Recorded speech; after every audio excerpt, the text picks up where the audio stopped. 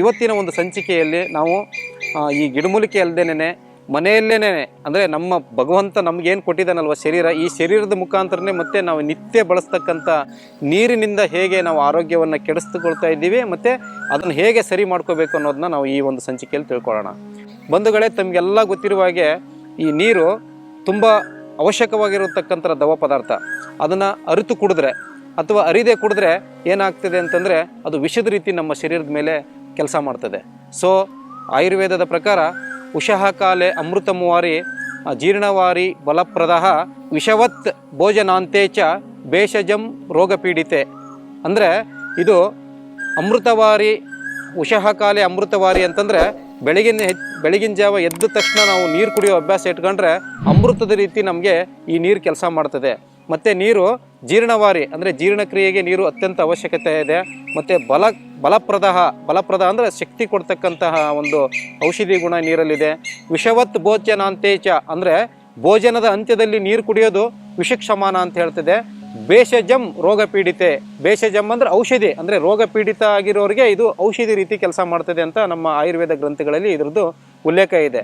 ಸಾಕಷ್ಟು ಋಷಿ ಆಚಾರ್ಯರು ಈ ಒಂದು ನೀರಿನ ಬಗ್ಗೆ ಇಷ್ಟೊಂದು ಅದ್ಭುತವಾದಂತಹ ಶ್ಲೋಕಗಳನ್ನು ಬರೆದಿದ್ದಾರೆ. ಸೊ ನಿಮಗೆ ನೀರಂತಂದರೆ ನಾವೆಲ್ಲ ಈ ಜಲದ ನೀರನ್ನು ಕುಡಿಬೇಕು ಅಂತ ಹೇಳ್ತಿದೆ. ಬಾವಿ ಮತ್ತು ಕೆರೆ ಕಟ್ಟೆಗಳದ್ದು ನಿಮಗೆಲ್ಲ ಒಂದು 40-50 ವರ್ಷದಲ್ಲಿ ನಾವು ಏನು ಇವತ್ತು ನೀರು ಕುಡಿತಾ ಇದ್ದೀವಲ್ವ, ಅದು ಅಮೃತಕ್ಕೆ ಸಮಾನವಾಗಿತ್ತು. ಸೊ ಇವತ್ತೇನು ನಾವು ಆರ್ ಒ ವಾಟರ್ ಅಂತ ಕುಡಿತಾ ಇದ್ದೀವಿ ಬಾಟ್ಲ್ಗಳಲ್ಲಿ, ಅಥವಾ ಈ ಏನು ಫಿಲ್ಟ್ರೇಡ್ ವಾಟರ್ ಕುಡಿತಾ ಇದ್ದೀವಲ್ವ, ಅದು ಕೂಡ ತುಂಬ ಆರೋಗ್ಯದ ಮೇಲೆ ಕೆಟ್ಟ ಪರಿಣಾಮವನ್ನು ಬೀರುತ್ತದೆ.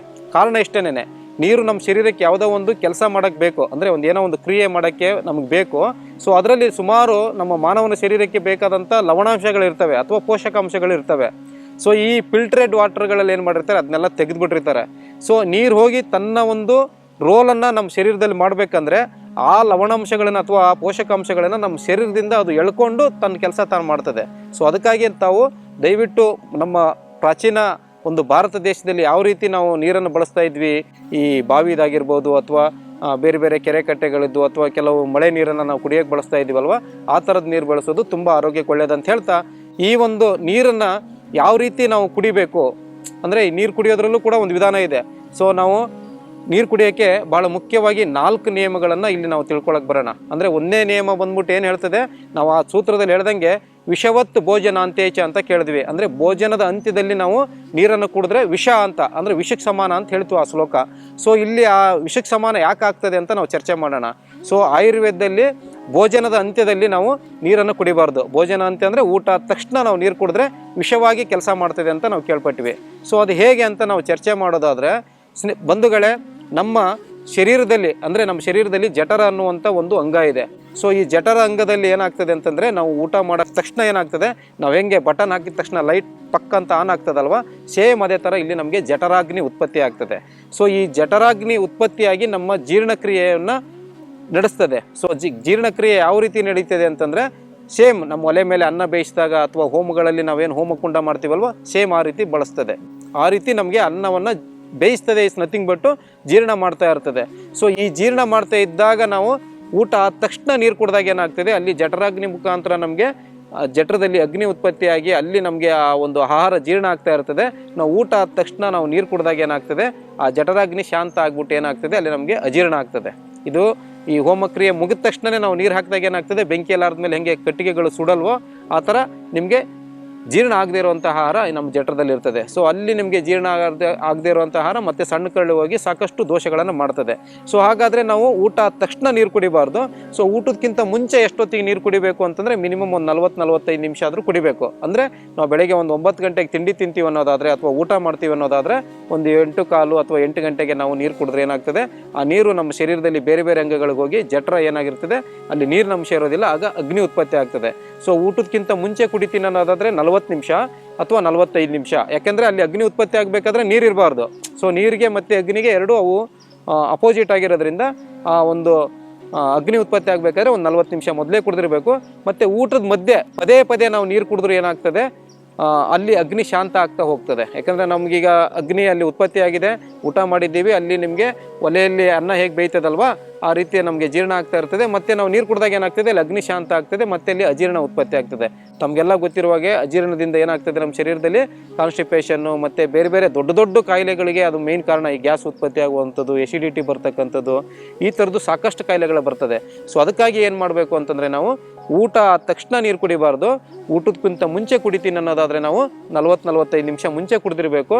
ಹಾಗೆ ಊಟದ ಮಧ್ಯೆ ಕುಡಿತೀನಿ ಅನ್ನೋದಾದರೆ ಭಾಳ ಸರಳವಾಗಿ ಹೇಳಬೇಕು ಅಂತಂದರೆ ನಿಮಗೆ 2 ಅನ್ನದ ಮಧ್ಯೆ ಅಂತ ಹೇಳ್ತೇವೆ. ಅಂದರೆ ಈಗ ನಾವು ರೊಟ್ಟಿ ಆಗಿರ್ಬೋದು, ಅಥವಾ ರಾಗಿ ರೊಟ್ಟಿ ಆಗಿರ್ಬೋದು, ಅಥವಾ ಚಪಾತಿ ಆಗಿರ್ಬೋದು, ಅಥವಾ ಮುದ್ದೆ ಆಗಿರ್ಬೋದು, ಇದನ್ನು ಊಟ ಮಾಡಿ ನಾವೇನು ನೆಕ್ಸ್ಟ್ ಏನು ಅನ್ನಕ್ಕೆ ಹೋಗ್ತಾ ಇರ್ತೀವಲ್ವ, ಅಂದರೆ ಈ ಬೇರೆ ಬೇರೆ ನವಣೆ ಅನ್ನ ಆಗಿರ್ಬೋದು, ಅಕ್ಕಿ ಅನ್ನ ಆಗಿರ್ಬೋದು, ಆ ಸಮಯದಲ್ಲಿ ನಾವು ಏನು ಮಾಡ್ಬೋದು, 1-2 ಗುಟುಕನ ನೀರನ್ನ ಕುಡಿಬೋದು.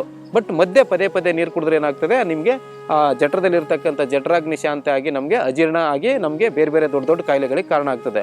ಸೊ ಹಾಗಾದರೆ ನಾವು ಏನು ಮಾಡಬೇಕು, ಊಟದ ಮಧ್ಯೆ ನೀರು ಕುಡಿಬಾರ್ದು, ಊಟದ ಮಧ್ಯೆ ಪದೇ ಪದೇ ನೀರು ಕುಡಿಬಾರ್ದು, ಮತ್ತು ಊಟಕ್ಕಿಂತ ಮುಂಚೆ ನೀರು ಕುಡಿಬಾರ್ದು, ಮತ್ತು ಊಟ ಆದ ತಕ್ಷಣ ನೀರು ಕುಡಿಬಾರ್ದು.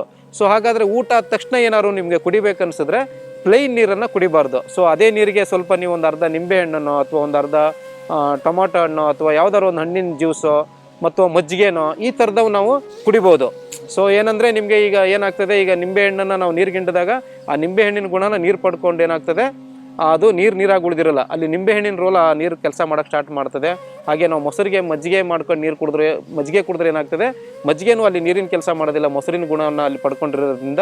ಸೊ ಈ ರೀತಿ ನಿಮಗೆ ಊಟಕ್ಕಿಂತ ಮುಂಚೆ, ಊಟದ ಮಧ್ಯೆ, ಮತ್ತು ಊಟವಾದ ತಕ್ಷಣ ನೀರು ಕುಡಿದ್ರೆ ತುಂಬ ಆರೋಗ್ಯ ಕೆಟ್ಟದ್ದು ಬರುತ್ತೆ. ಸೊ ಅದಕ್ಕಾಗಿ ನಾನು ಹೇಳಿರೋ ರೀತಿ ಊಟಕ್ಕಿಂತ ಮುಂಚೆ ಕುಡಿತೀನಿ ಅನ್ನೋದಾದರೆ 40 ನಿಮಿಷ, ಮತ್ತು ಊಟದ ಮಧ್ಯೆ ಕುಡಿತೀನಿ ಅನ್ನೋದಾದರೆ 2 ಅನ್ನದ ಮಧ್ಯೆ, ಮತ್ತು ಊಟ ಆದ ತಕ್ಷಣ ಕುಡಿತೀನಿ ಅನ್ನೋದಾದರೆ ನಿಮಗೆ ಮಿನಿಮಮ್ 1 ಗಂಟೆ ಆದಮೇಲೆ ಕುಡಿಬೇಕು. ಮ್ಯಾಕ್ಸಿಮಮ್ ನಿಮಗೆ 1 ಕಾಲ ಆದಮೇಲೆ ಕುಡಿಬೇಕು, ಮತ್ತು ಅದು ಕುಡಿಲೇಬೇಕು 1 ಕಾಲು ಗಂಟೆ ಆದಮೇಲೆ.